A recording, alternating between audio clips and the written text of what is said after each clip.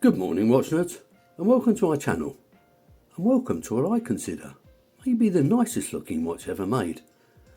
For some years I've fancied a Maurice Lacroix Aikon, but for whatever reason it just never happened. It may have been that a good used one wasn't on a bracelet, which has always been my preference, or it may have been that anything available was the 42mm version, which I consider too large. Of course, being a watch which I believe is entry-level luxury, I haven't always been in a financial position to treat myself.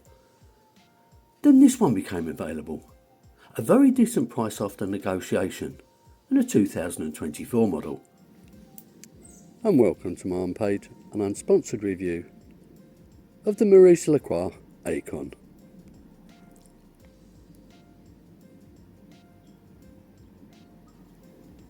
On the subject of price, I suppose you'd like to know how much one of these cost. Well, it's not exactly AliExpress money if I'm honest. But don't forget, this is an established Swiss brand, and of course it's got a Swiss movement inside it. Now, like I said earlier, in actual fact, I would consider this to be entry-level luxury. Bought today in the UK from a retailer, it's going to cost you about £2,050. Like I said before though, this is a used model, albeit in excellent condition, and I picked this one up for an absolute song. Of course, the colour isn't everybody's choice, but I believe it takes a real man to wear pink. And this is my watch of the day. It's the Seagull 1963 on this rather nice Vario strap.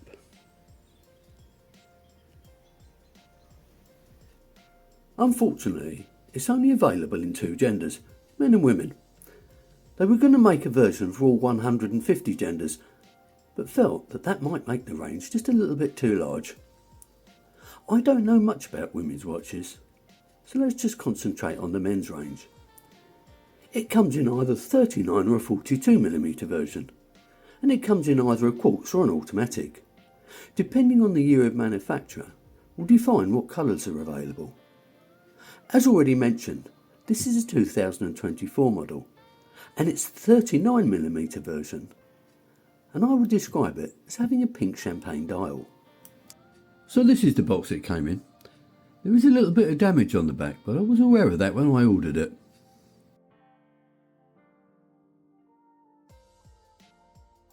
It's quite large, as you may expect, with what is quite an expensive Swiss watch, ensuring the buyer that they've purchased something of quality.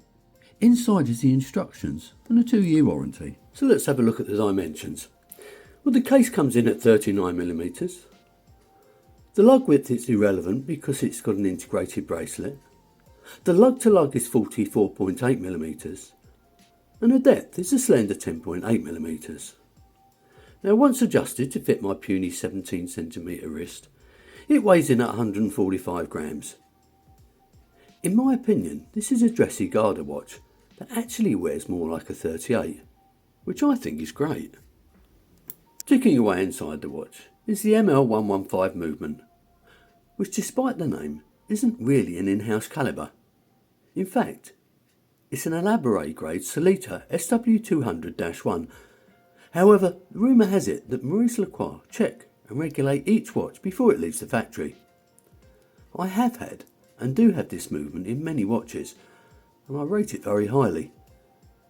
It's a high beat 4Hz movement that beats away at 28,800 beats per hour, hacks and hand winds, and it's got a 38-hour power reserve. From experience, it's very accurate and very reliable. If it needs servicing, you can take it into any half-decent watchmaker, rather than spending a fortune sending it back to the manufacturer. Now, in real life, this is running at about plus 1.5 seconds a day. But let's see what the time grapher thinks of it. There we are, no issues there. Not quite fully wound. This is dial down. A great rate, plus 5 seconds a day. A good amplitude, and look at that beat error. The 6.5mm crown is signed and it screws down. Strictly speaking, it isn't milled, it's more like shaped, I suppose. Anyway, it looks and it feels quality, and the engagement is buttery smooth. Excluding the bezel, the case is quite simple. Apart from the 6 double raised sections on the bezel and the highly polished transitions between the side and the top.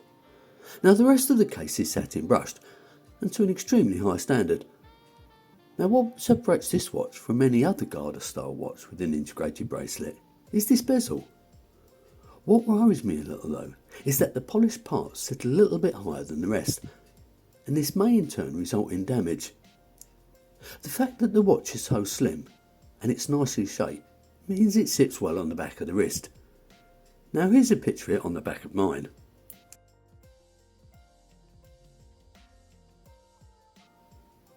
The exhibition case back, like the front crystal, is made of sapphire. There are 7 screws holding it down, which in turn helps the watch's claim 200 metres of water resistance, which, let's face it, is quite impressive. Around the outside is engraved some basic information. Regardless of the colour you may choose, this dial is stunning. I'm not sure if I would describe it as waffled or gouache, or even a combination of both, but either way it's very pretty. The stick indices are quite simple, with double indices at the 6, 9 and 12. Below the 12 o'clock it reads Maurice Lacroix, with his stylish company logo above that. At the 3 o'clock we've got a framed date window, and above the 6 o'clock it just reads automatic. In my book I think they've got the script spot on. The indices, pencil hands and the date window frame are all rose gold, which I believe looks fantastic against this pink champagne background. The hands and indices are loomed with what I suspect is old radium loom, and whilst it's okay, it certainly isn't the watch's strong point. Here is the loom.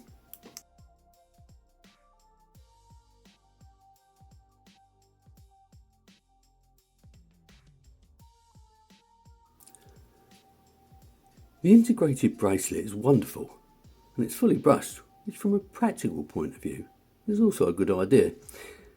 Now it's got quick release spring bars, but remember can only be replaced with a purpose made strap from Maurice Lacroix, which won't be cheap. Now it tapers down from 25mm to 18mm. It's quite chunky, yet beautifully finished and very comfortable. My only complaint is that adjustment is made using a rather tricky pin and collar system rather than screws, which I find strange for a watch of this price. That said, a pin and collar system is probably the most secure. I'm not the greatest lover of butterfly clasp, mainly because of micro adjustment. However, this does have some half links. Now the mechanism is milled and decorated with some very nice pelage. There are double pushers either side for release, which in turn makes this bracelet very secure. In brief, the bracelet and the clasp get a 9 out of 10 for me. So what do I think of the 39mm Maurice Lacroix Aikon? Well, I've wanted one for years, and I don't feel let down. I'm going to go as far to say I think this is the prettiest watch I've ever owned, but in a manly way, of course. You know when you've got one of these in your hands, that you're in the presence of quality. From the case with its stylish bezel, to the beautiful dial and excellent bracelet, you just know this is a thing of beauty. On the negative side, the bracelet does have a pin and collar system rather than the screws, and the loom isn't great, but neither of these things should stop you considering one. What I would mention though, after watching a few other videos, it costs a lot more in the UK than it does in most other countries. Now that brings me to the end of this review, so if you've enjoyed it, please click on the like button. Subscribe if you haven't already, leave your comments below, and enjoy the rest of your day.